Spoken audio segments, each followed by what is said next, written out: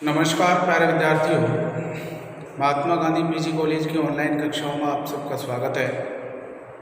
जैसा कि आप सबको विदित है कि राजस्थान विश्वविद्यालय द्वारा जो गाइडलाइन जारी की गई है, उस गाइडलाइन के मुताबिक आप सेकेंड ईयर वालों को थर्ड ईयर में अस्थायी रूप से प्रमोट किया गया है।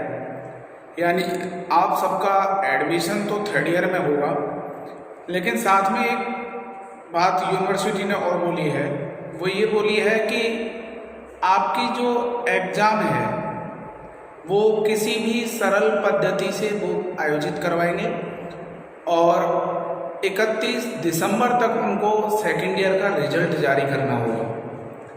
उसके मुताबिक अगर हम देखें तो जैसे फाइनल ईयर के 2 पेपर होंगे 1.5 घंटे के, उसी आधार पर आपकी भी एग्ज़ाम आयोजित होगी, लेकिन पहले थर्ड ईयर की एग्ज़ाम होगी, उसके बाद आपकी एग्ज़ाम होगी। ये आपको ध्यान रखना है।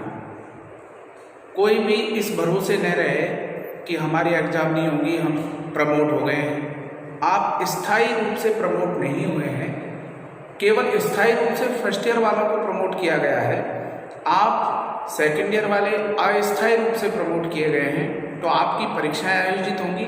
उसी को ध्यान में रखते हुए महाविद्यालय ने आपको जो परीक्षा की दृष्टि से इम्पोर्टेंट जो बिंदु हैं, जो प्रश्न हैं, जो व्याख्याएं हैं, उनको पुनः एक बार आपको पढ़ाया जा रहा है। तो आप सब लोगों को क्लासें निश्चित रूप से मिल रही होंगी। हिंदी साहित्य की 2 क्लासें हो गई हैं और दोनों मैंने टेलीग्राम ऐप पर डाल दी हैं। निश्चित रूप से आप सबको प्राप्त हो रही होंगी। जो मेरे पास जुड़े हुए बच्चे हैं उनको व्हाट्सएप पे भी मैं डाल रहा हूँ, लेकिन महाविद्यालय के टेलीग्राम ऐप पर ये कक्षाएं आपको मिल रही हैं और इसमें केवल वो चीज़ पढ़ाई जा रही है जो परीक्षा की दृष्टि से इम्पोर्टेंट है। आपको करना क्या पड़ेगा, 100 अंक का जो पेपर आता है उसमें से केवल 50 अंक का हल करना है। कितने अंक का हल करना है? 50 अंक का, और उसमें किसी भी प्रकार की कोई बाध्यता नहीं होगी। अब आगे क्या गाइडलाइन, जो थर्ड ईयर के लिए गाइडलाइन आई है उसके मुताबिक आपको पढ़ाया जा रहा है। आगे सेकेंड ईयर के लिए क्या गाइडलाइन आती है उसके आने पर ही वो निश्चित हो पाएगा। परंतु आप सब लोगों को जो पढ़ाया जा रहा है वर्तमान में वो बहुत ही महत्वपूर्ण पढ़ाया जा रहा है। आप उसको नियमित रूप से पढ़िए और इसके साथ साथ आप तैयारी भी करते रहिए। थर्ड ईयर की एडमिशन प्रक्रिया शुरू हो जाएगी, तब आपको मैसेज कर दिया जाएगा, लेकिन आपको वर्तमान में सेकेंड ईयर ही पढ़नी है। और जब तक पढ़नी है जब तक कि आपका स्थायी रूप से कोई आदेश नहीं आ जाता है। फिलहाल अस्थायी रूप से प्रमोट किया गया है थर्ड ईयर में आपको। तो कोई भी है नहीं सोचे, मेरे पास मैसेज आते हैं बच्चों के कि सर हम तो प्रमोट हो गए। प्रमोट आपको अस्थायी किया गया है, यानी थर्ड ईयर में आप एडमिशन करा सकते हैं, लेकिन परीक्षाएं आयोजित होंगी सेकेंड ईयर की, उसके बाद में आपको डिसाइड किया जाएगा कि क्या होता है।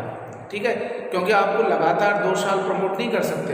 1 साल ही आपको प्रमोट किया गया था और वो थर्ड ईयर तो फर्स्ट ईयर में जब थे तब प्रमोट हो गए। सेकेंड ईयर में आपकी परीक्षाएं आयोजित होंगी, इसलिए आप पढ़ाई पर ध्यान दें। ठीक है, आइए अब अपन बात करते हैं। विगत 2 कक्षाओं में मैंने आप लोगों को केशव दास जी द्वारा रचित जो रामचंद्रिका है उसके जो मोस्ट पेपर जो कुछ व्याख्याएं थी वो मैंने आपको पढ़ाई थी। वैसे तो पूरा सिलेबस पढ़ा हुआ है टेलीग्राम ऐप पर, लेकिन महाविद्यालय के निर्देशानुसार जो परीक्षा की दृष्टि से इम्पोर्टेंट पेपर आपको सेंड किए गए थे उसमें जो जो व्याख्याएं महत्वपूर्ण हैं उनको पढ़ाया जा रहा है। तो विगत 2 कक्षाओं में केशव दास की जो महत्वपूर्ण व्याख्याएं थी वो मैं आपको कंप्लीट करा चुका हूँ।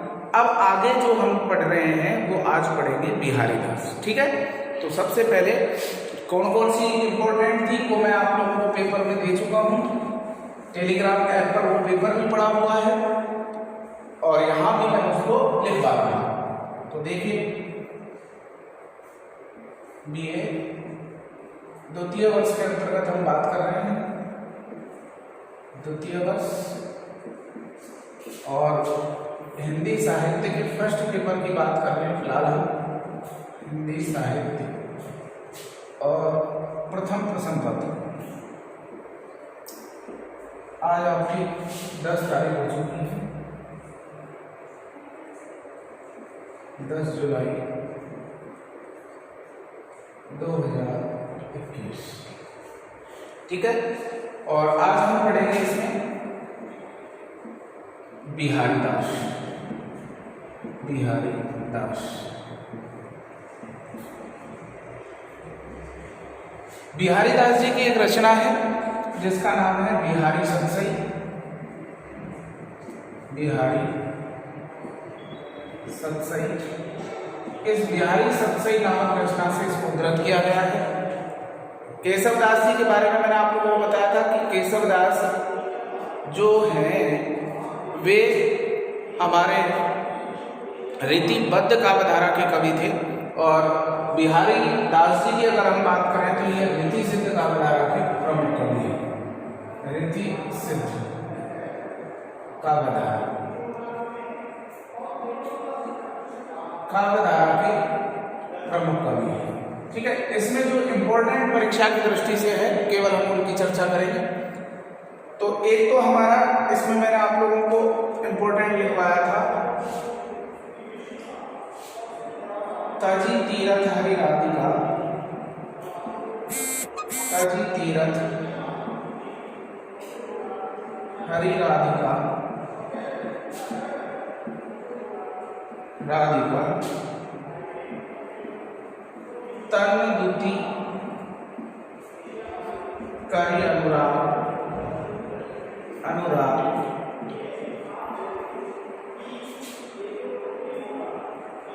जेहि ब्रज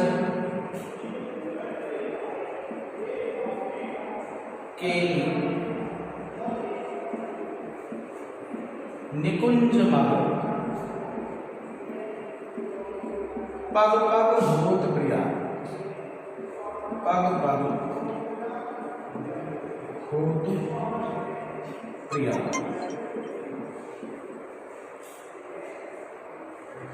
एक मैंने आपको इसमें लगवाया था, कहत नटत रीझत खिजत, मिलत खिलत रजियात, मिलत खिलत लजियात, भरे पहुंच में करत है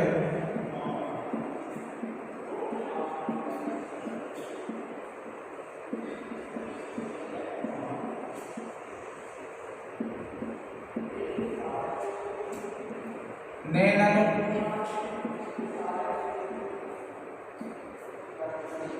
ही सो बात।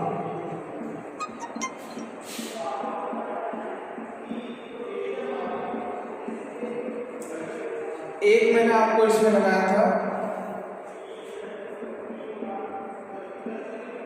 नेह नेह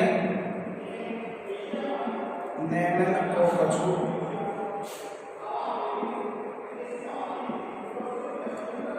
उपजी बड़ी बलाई,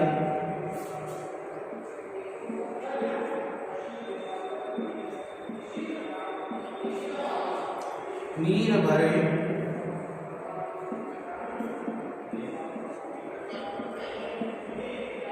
नित प्रति रहे,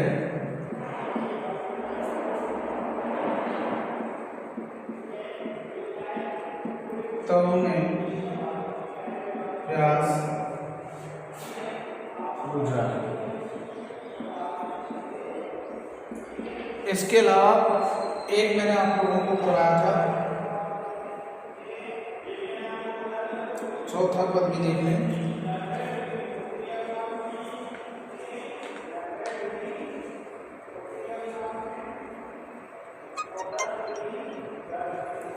अंग अंग अंग अंग नग जग नगत,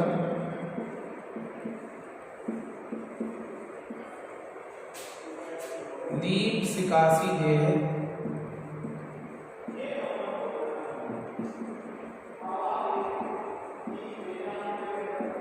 दीप सिखासी देह दिया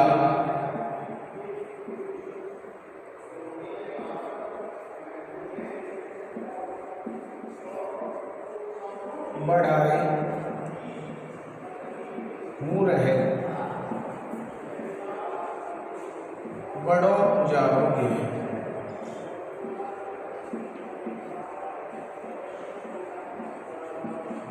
बड़ो जाओगे।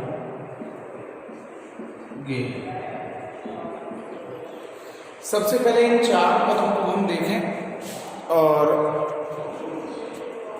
चार पदों के बाद हम आगे बात करेंगे। देखिए, सबसे पहले बिहारी दास जी द्वारा रचित है, बिहारी सतसई नामक रचना से लिया गया है और ये रीति सिद्ध काव्यधारा के प्रमुख कवि हैं। आप सब लोगों को मैंने बताया था कि ऐसे कवि जिन्होंने काव्य शास्त्र के नियमों का अनुसरण करते हुए काव्य रचनाएं लिखी, उनको रीतिबद्ध काव्य कहा गया, उनको रीतिबद्ध काव्यधारा के कवि कहा गया। जैसे केशवदास, भूषण, देव, पद्माकर, ये हमारे सभी जो कवि हैं वो हमारे रीतिबद्ध काव्यधारा के हैं। दूसरा, मैंने आप लोगों को बताया था कि ऐसे कवि जो काव्य शास्त्रीय नियमों से पूरी तरह परिचित थे, परंतु अपनी रचनाओं में उन्होंने काव्य शास्त्रीय नियमों का निरूपण करना आवश्यक नहीं समझा, वो हमारे रीति सिद्ध काव्यधारा के कवि कहलाए, जिसमें बिहारी दास जी प्रमुख हैं। तीसरी हम बात करें तो तीसरी जो काव्यधारा है वो है रीति मुक्त काव्यधारा। ऐसे कवि जो काव्य शास्त्रीय नियमों से न तो परिचित थे और न अपनी रचनाओं में उसका निरूपण किया, उसको अपनाया, तो ऐसे कवि हमारे कहलाए। कौन से कवि कहलाए? रीति मुक्त कवि, जिसमें हमारे गणानंद, बोधा, आलम ये प्रमुख हैं। अरे बस अब हम जब सप्रसंग व्याख्या करते हैं तो सबसे पहले लिखते हैं संदर्भ, और संदर्भ में हम क्या लिखेंगे वो आपको सबसे पहले देखना है कि प्रस्तुत काव्यांश या पद्यांश रीति काल की रीति सिद्ध काव्यधारा के प्रमुख कवि बिहारी दास द्वारा रचित बिहारी सतसई से उद्धृत है। यह आपको लिखना है किसमें? संदर्भ में। ये किसमें लिखेंगे हम? संदर्भ। फिर हमको करना है प्रसंग, और प्रसंग में हमको लिखना है कि इसमें वर्णन किस चीज का किया गया है। तो सब में अलग अलग है, तो जैसे दो दोहे आएंगे आपके, तो जैसे इसका लिखेंगे तो सबसे पहले लिखेंगे कि इसमें कवि बिहारी दास जी ने अपने मन को संबोधित करते हुए मन को राधा और कृष्ण से प्रेम करने के लिए संबोधित किया गया है। इसमें आएगा तो अथवा इसमें पैराग्राफ चेंज करके लिखेंगे प्रसंग में, प्रस्तुत पद्यांश में या प्रस्तुत दोहे में कवि बिहारी दास जी ने नेत्रों के माध्यम से वार्तालाप करते हुए नायक और नायिका के दृश्य को बहुत ही मार्मिकता के साथ या बहुत ही सुंदरता के साथ वर्णित किया गया है। ऐसे आपको लिखना है क्या? प्रसंग। और प्रसंग लिखने के बाद फिर हम लिखेंगे व्याख्या। व्याख्या में ध्यान रखेंगे कि दो व्याख्या आएंगी और दो अथवा आएंगे अपने, मतलब दो पद आएंगे एक व्याख्या में, तो इनमें से इसका अर्थ अलग है और इसका अलग है। इसका अर्थ लिखने के बाद पैराग्राफ चेंज करेंगे, फिर इसका अर्थ लिखेंगे। आ रही बात समझ में? सुनिए। तज तीरथ हरिराधिका तन दुति करि अनुराग, जिहि ब्रज के कुंज मग पग पग होत प्रिया। कवि बिहारी दास जी अपने मन को संबोधित करते हुए कहते हैं, किसको संबोधित कर रहे हैं? मन को। तजी यानी जागते, तीरथ यानी तीर्थ आदि का भ्रमण करना, हरि यानी कृष्ण, राधिका मतलब राधा, तन मानी शरीर, दुति यानी चमक, करि यानी करो, अनुराग यानी प्रेम। कवि बिहारी दास जी अपने मन को संबोधित करते हुए कहते हैं कि हे मन, तुम तीर्थ आदि का भ्रमण करना त्याग दो, तुम तीर्थ आदि का भ्रमण करना छोड़ दो तथा भगवान श्री कृष्ण और राधा के स्वरूप की जो चमक है उससे प्रेम करना प्रारंभ कर दो। क्यों? कि जी ब्रज के कुंज मग पग पग होत प्रिया, जी यानी जिन, ब्रज यानी ब्रज के, केली निकुंज, केली मतलब क्रीड़ाएं की, निकुंज अर्थात कुंज वनों में, कि ब्रज के जिन कुंज वनों में श्री कृष्ण और राधा ने विभिन्न प्रकार की प्रेम क्रीड़ाएं की हैं, मग, मग मतलब रास्ता, उनके रास्तों में पग पग यानी कदम कदम पर तीर्थराज प्रयाग की सी अनुभूति होती है, तीर्थराज प्रयाग की सी अनुभूति होती है। एक बार दोबारा सुनो। तज तीरथ राधिका तनुति करि अनुराग, जय ब्रज के कुंज मग पग पग भूत प्रिया। कवि बिहारी दास जी वर्णन करते हुए कहते हैं कि हे मन, तुम तीर्थ आदि का भ्रमण करना त्याग दो और श्री कृष्ण और राधा के स्वरूप की चमक से प्रेम करना प्रारंभ कर दो, क्योंकि श्री कृष्ण और राधा ने ब्रज के जिन कुंज वनों में प्रेम क्रीड़ाएं की हैं, उनके रास्तों के कदम कदम पर तीर्थराज प्रयाग की सी अनुभूति होती है, अर्थात वह तीर्थराज प्रयाग के समान फलदायक है। ठीक है, नेक्स्ट देखो, इसमें थोड़ी सी स्थिति समझें कि एक नायक और एक नायिका एक सभा भवन में बैठे हुए हैं, बहुत सारे लोग उसमें हैं। तो ऐसी स्थिति में वाणी के माध्यम से वो वार्तालाप न करके नेत्रों के माध्यम से वार्तालाप कर रहे हैं, और किस प्रकार से कर रहे हैं उसका बहुत सुंदर वर्णन किया गया है। देखिए, कहत नटत रीझत खिजत मिलत खिलत लजियात, भरे मौन में करत है नैनन ही सो बात। कवि बिहारी दास जी वर्णन करते हुए कहते हैं कि एक नायक और एक नायिका अनेक लोगों से भरे हुए भवन में नेत्रों के माध्यम से वार्तालाप कर रहे हैं। नैनन ही सो बात अर्थात नेत्रों के माध्यम से क्या कर रहे हैं? बात कर रहे हैं। पहले हम नीचे वाले लाइन का अर्थ ले लेंगे कि भरे भवन में करत है नैनन ही सो बात। कवि बिहारी दास जी कहते हैं एक नायक और एक नायिका बहुत अधिक लोगों से भरे हुए भवन में नेत्रों के माध्यम से अपनी वार्ता कर रहे हैं। और कैसे कर रहे हैं? कि कहते नाटक कि नायक ने नायिका से अभिसार के लिए कहा, नाटक, और नायिका क्या हो गई? नायिका ने मना कर दिया। नायक ने नायिका से अभिसार के लिए कहा नटक, और नायिका ने क्या कर दिया? मना कर दिया। रीझत, उस नायिका के नेत्रों के माध्यम से मना करने के ढंग को देखकर नायक क्या हो गया? रीझत, प्रसन्न हो गया। खिलत, जिसे देख करके नायिका भी प्रसन्नचित हो गई, खिल गई। खिजत, खिजत यानी चिढ़ गई। नायिका भी क्या हो गई? प्रसन्न नहीं, चिढ़ गई। खिजत मतलब चिढ़ना, चिढ़ जाती है। मिलत, और ऐसी स्थिति में उन दोनों की आंखें जब एक दूसरे से मिलती हैं, खिलत, तो दोनों प्रसन्नचित हो जाते हैं। और लजियात, जब उनको इस बात का ज्ञान होता है कि इस भवन में केवल हम ही नहीं हैं और भी बहुत सारे लोग बैठे हुए हैं, तो वो उस स्थिति में अपने आप में लज्जित हो जाते हैं। दोबारा सुनो। कहत नटक रीझत खिजत मिलत खिलत लजियात, भरे मौन में करत है नैनन ही सो बात। कवि बिहारी दास जी वर्णन करते हुए कहते हैं कि एक अनेक व्यक्तियों से भरे हुए भवन में नायक और नायिका नेत्रों के माध्यम से ही वार्तालाप कर रहे हैं। नायक ने नायिका से अभिसार के लिए कहा, लेकिन नायिका ने मना कर दिया।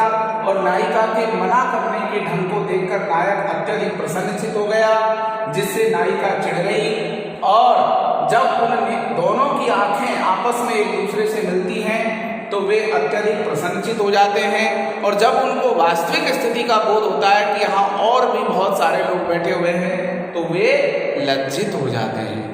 आगे हुई बात समझ में? फिर आगे चलते हैं। नेहन नैनन को कछु उपजी बड़ी बलाई, नीर भरे नित प्रति रहे तव में प्यास बुझाए। कवि बिहारी दास जी वर्णन करते हुए कहते हैं कि नायिका की सखी ने जब नायिका से पूछा कि हे सखी, तुम्हारे नेत्रों में क्या है? प्रेम भरा हुआ है। तो नायिका ने नायिका की सखी को संबोधित करते हुए कहा कि हे सखी, तुम्हें मेरे नेत्रों में जो कुछ दिखाई दे रहा है वह प्रेम नहीं है। मुझे तो ऐसा लगता है कि मेरे इन नेत्रों को कोई बहुत बड़ी बलाई यानी बीमारी लग गई है। इस कारण से नीर भरे नेत्र प्रति रहे, ये नेत्र हमेशा आंसुओं से भरे रहते हैं, फिर भी इनकी प्रियतम को देखने की प्यास नहीं बुझती है। दोबारा सुनिए। नैनन को कछु उपजी बड़ी बलाई, नीर भरे नेत्र प्रति रहे तव में प्यास बुझाए। कवि बिहारी दास जी वर्णन करते हुए कहते हैं कि नायिका की सखी को संबोधित करते हुए नायिका ने कहा कि हे सखी, मेरे नेत्रों में जो तुम्हें प्रेम दिखाई दे रहा है, स्नेह दिखाई दे रहा है, वह वास्तविकता में स्नेह नहीं है। मुझे ऐसा लगता है कि मेरे नेत्रों को कोई बहुत बड़ा रोग लग गया है, बीमारी लग गई है। इस कारण से ये हमेशा जल से भरे रहते हैं, फिर भी इनकी प्यास कभी भी समाप्त नहीं होती है। इसके बाद नेक्स्ट देखते हैं।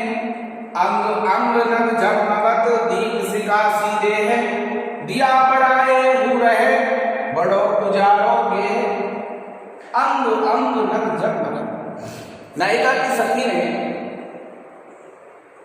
नायक को संबोधित करते हुए कहा कि हे सखी, नायिका के प्रत्येक अंग में नगीने जगमगाते रहते हैं, उसका स्वरूप दीप शिखा के समान चमकता हुआ सा प्रतीत होता है।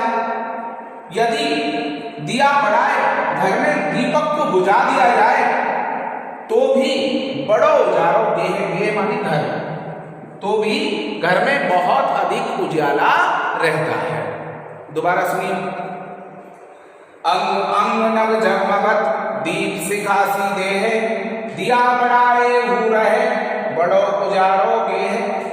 कवि बिहारी दास जी वर्णन करते हुए कहते हैं कि नायिका की सखी ने नायक को संबोधित करते हुए कहा कि हे नायक, नायिका के प्रत्येक अंग में नगीने जगमगाते रहते हैं, उसका स्वरूप, उसका शरीर दीप शिखा के समान प्रतीत होता है।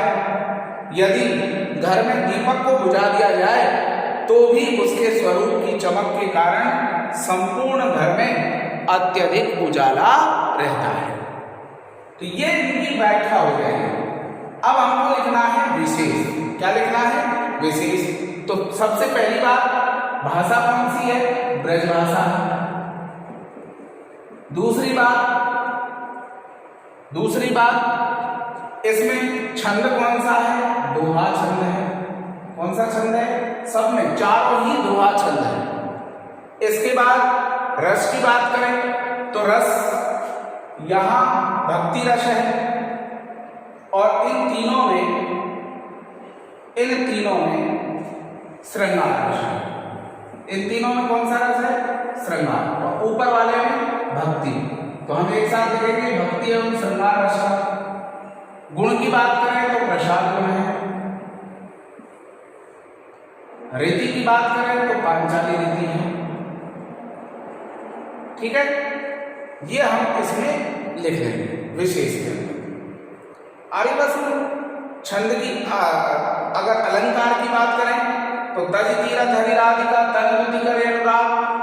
तो देखो पग पग पुनरुक्ति प्रकाश अलंकार है, अनुप्रास अलंकार है, और देखो कौन कौन से अलंकार लिखेंगे आप? अनुप्रास लिख देंगे, पुनरुक्ति प्रकाश लिख देंगे, पुनरुक्ति प्रकाश। इसके अलावा 100 सी उपमा अलंकार भी है, रूपक अलंकार भी है, ठीक है। ये हम इसमें क्या लिख देंगे? अलंकार लिख देंगे। आ रही होगी बात समझ में? यहां तक किसी को दिक्कत नहीं होनी चाहिए।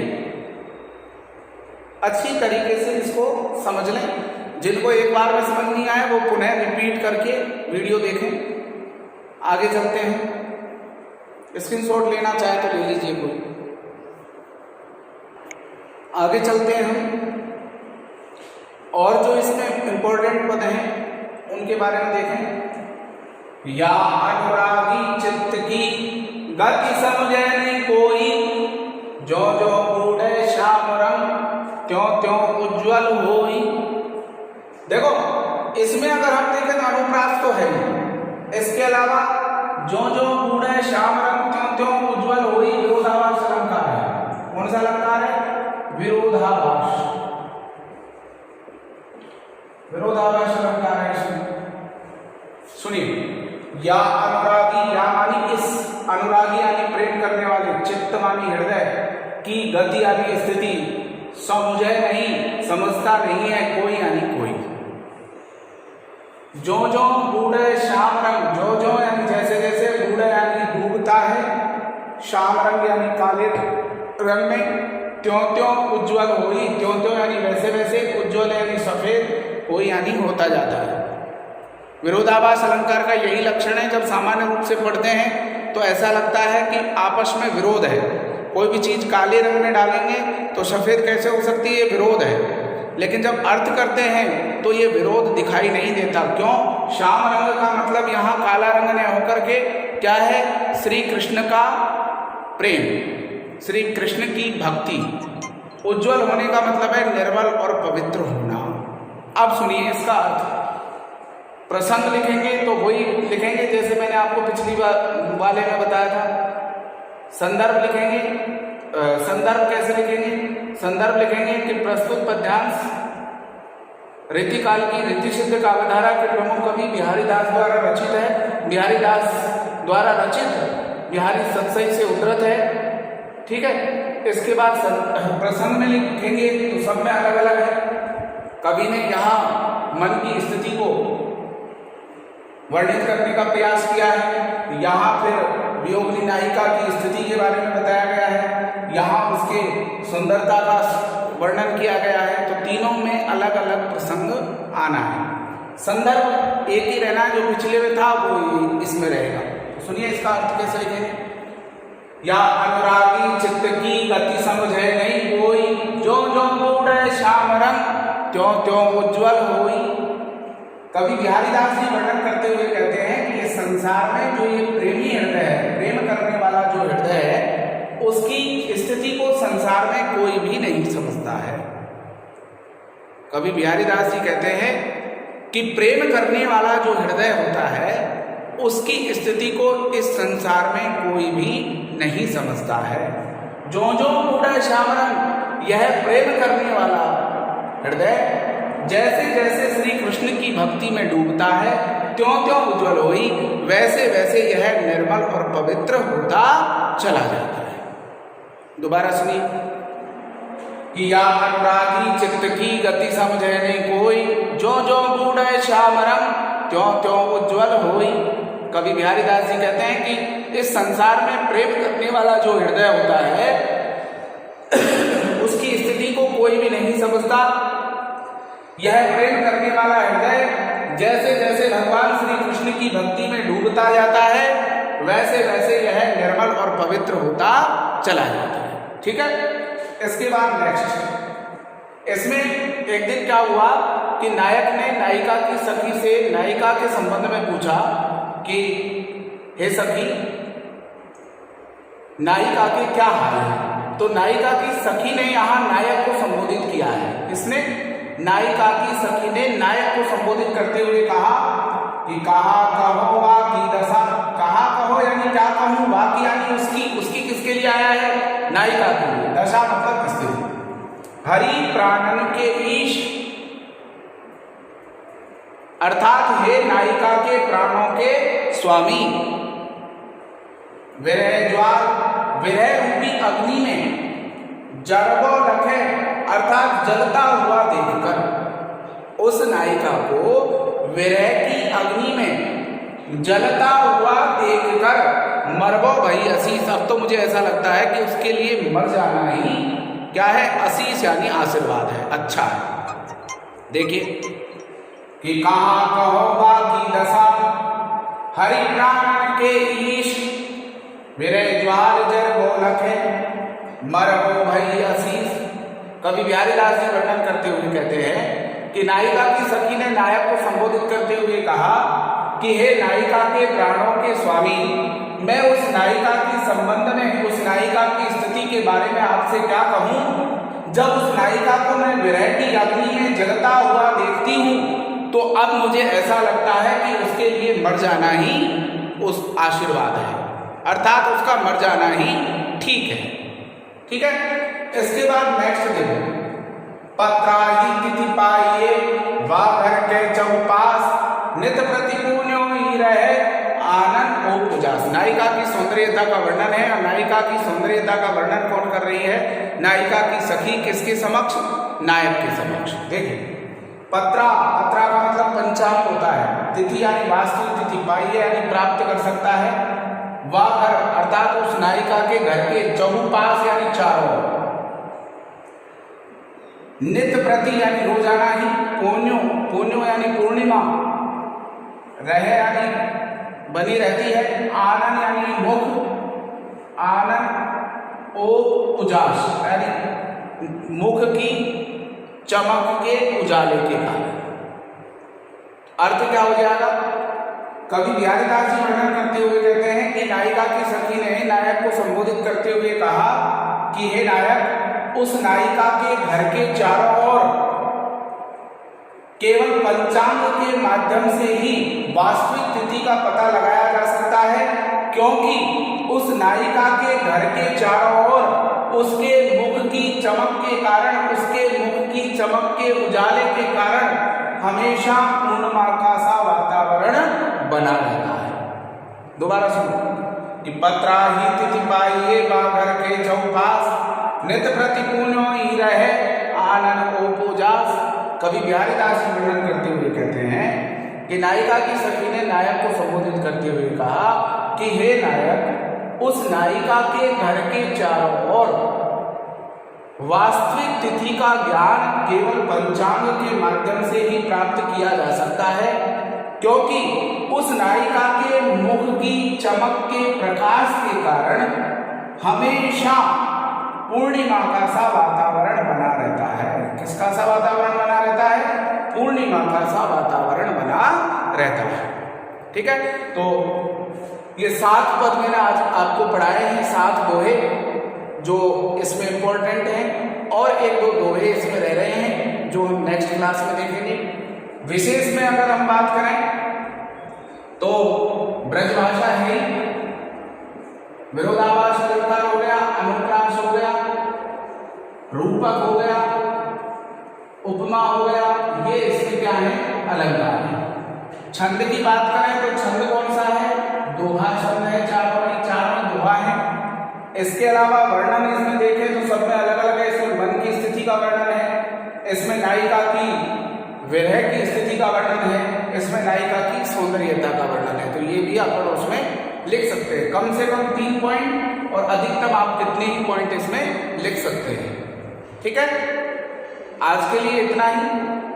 धन्यवाद। ढंग से पढ़ते चलें, क्योंकि सेकेंड ईयर की तैयारी करना हमारे लिए बेहद जरूरी है। थर्ड ईयर में जब पहुंचेंगे तो जब सेकेंड ईयर कंप्लीट हो जाएगा, तो एक बार कॉलेज ने निर्णय लिया है कि 50% इनको परीक्षा में आना है और 50% इनको कोर्स परीक्षा की दृष्टि से जो इम्पोर्टेंट है वो करवा दीजिए। ठीक है, आज के लिए इतना ही। धन्यवाद। 2 क्लासें पहले भेज दी, आज ये तीसरी क्लास है आपकी। कौन सी? तीसरी।